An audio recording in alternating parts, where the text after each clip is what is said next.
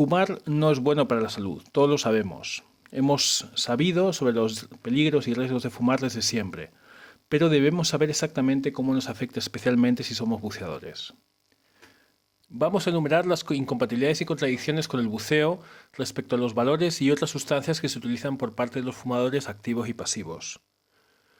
Lesiones por sobreexpansión pulmonar por la pérdida del surfactante, el efecto vasoconstrictor produciendo propensión a la angina, infarto e ictus, aumento de secreciones con microobstrucciones temporales o permanentes, pérdida de la capacidad pulmonar aeróbica e insuficiencia respiratoria, muerte celular ante la disminución del porcentaje de oxígeno en la hemoglobina y un aumento del monóxido de carbono, depresión del sistema nervioso e inmunológico, así como infecciones asociadas, y por último el cáncer y otras enfermedades mortales.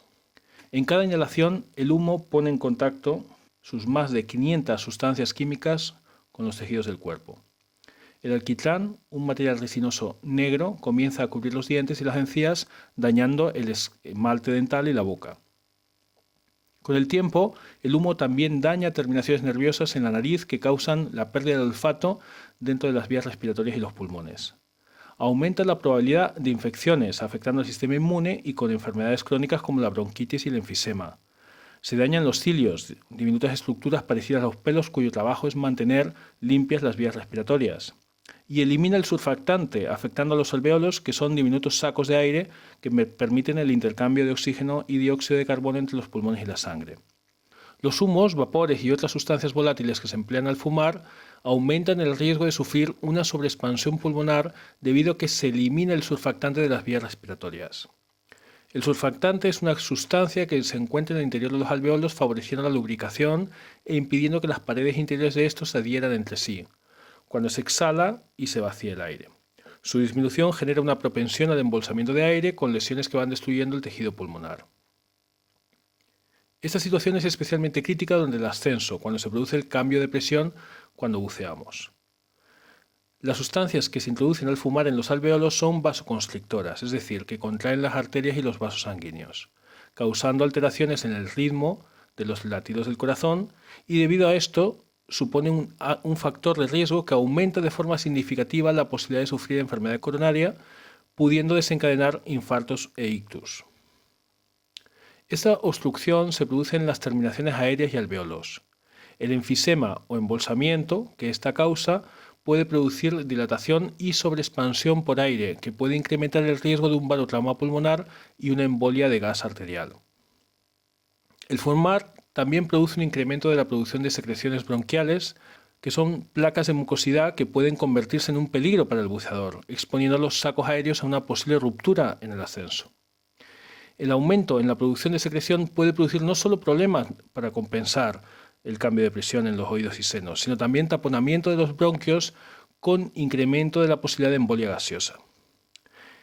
En la descompresión se facilita la formación de burbujas y coágulos. El efecto destructivo del pulmón hace que en él se origine el enfisema, con el consiguiente riesgo de atrapamiento de aire durante el ascenso y la posterior producción de embolia gaseosa. Los fumadores padecen también de problemas de drenajes nasales. Esto incrementa sus posibilidades de bloqueos de oído medio y sinusitis. El potencial problema es la reducción de la saturación del oxígeno y el incremento de la retención del CO2.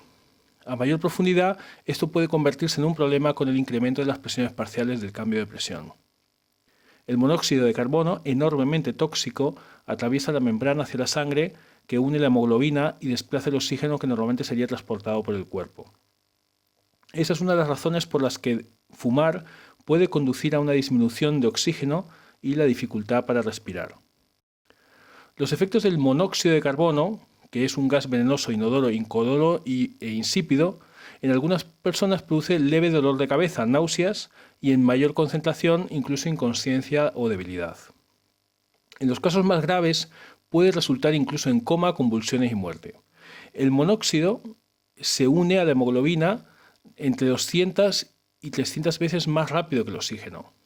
El nivel de monóxido varía con la cantidad que se fuma por día, el tiempo que se lleva fumando y el nivel de actividad física que se haya tenido. El porcentaje aproximado de oxígeno que es reemplazado por el monóxido en un fumador es del 15%. Estos elevados niveles de monóxido causan alteraciones en los reflejos, en la actividad psicomotriz, en la discriminación sensorial y también alteran el ritmo cardíaco, producen mareos, irritabilidad, cefaleas y fatiga. La pérdida de absorción de nitrógeno de la hemoglobina por la presencia de monóxido provoca la muerte celular de los tejidos. En pocos segundos el torrente sanguíneo transporta al cerebro la nicotina, un gran estimulante, lo que desencadena la liberación de dopaminas y otros neurotransmisores como las endorfinas, que crean la sensación placentera que hace que fumar sea enormemente adictivo. La nicotina y otras sustancias químicas provocan simultáneamente la constricción de los vasos sanguíneos y dañan el delicado revestimiento endotelial, lo que restringe el flujo sanguíneo. Esos efectos vasculares conducen al engrosamiento de las paredes de los vasos sanguíneos y mejoran la adherencia de las plaquetas sanguíneas, lo que hace que aumente la probabilidad de que se formen coágulos que pueden desencadenar fallos cardíacos y afecciones cerebrovasculares. El arsénico y el níquel pueden interrumpir el proceso de reparación del ADN, comprometiendo así la capacidad del cuerpo para combatir muchos tipos de cáncer.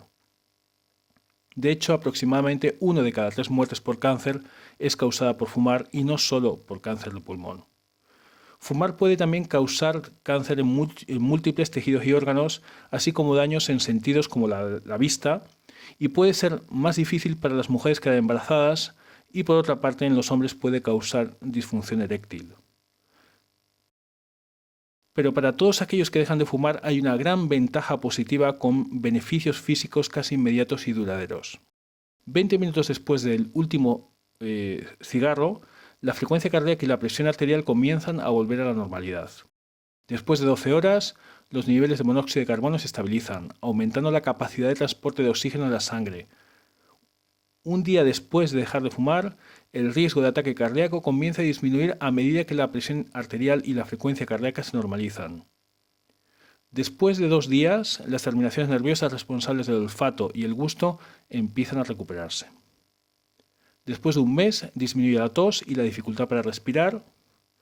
Los cilios en las vías respiratorias y los pulmones comienzan a recuperarse en pocas semanas. Después de 9 meses, mejora la resistencia a las infecciones. Para el primer año después de dejar de fumar, el riesgo de enfermedad cardíaca se reduce a la mitad. La función de los vasos sanguíneos mejora en 5 años y la posibilidad de que se formen coágulos disminuye drásticamente y el riesgo de accidente cerebrovascular continúa reduciéndose. Después de 10 años, las posibilidades de desarrollar un cáncer de pulmón mortal disminuyen un 50%. En 15 años, la probabilidad de desarrollar enfermedad coronaria es esencialmente la misma que la de un nuevo fumador. Y por supuesto que no es fácil lograr dejar de fumar, ya que se puede provocar ansiedad y depresión como resultado de la abstinencia de nicotina, pero afortunadamente tales efectos suelen ser temporales y dejar de fumar es cada vez más fácil gracias a un creciente arsenal de herramientas de reemplazo de nicotina. La terapia a través de parches para la piel, pastillas y aerosoles pueden ayudar a los fumadores a dejar de fumar. Funcionan estimulando los receptores de nicotina en el cerebro y por tanto previenen los síntomas de abstinencia sin la adicción de otras sustancias químicas nocivas. Puede ayudar la familia, los amigos, los grupos de trabajo y apoyo profesional, asesoramiento, la terapia cognitiva conductual y el ejercicio físico. Por supuesto, bucear más y cambiar los hábitos para que sean más saludables permite llevar una calidad mejor de vida y, por supuesto, dejar de fumar aumenta y recupera la salud.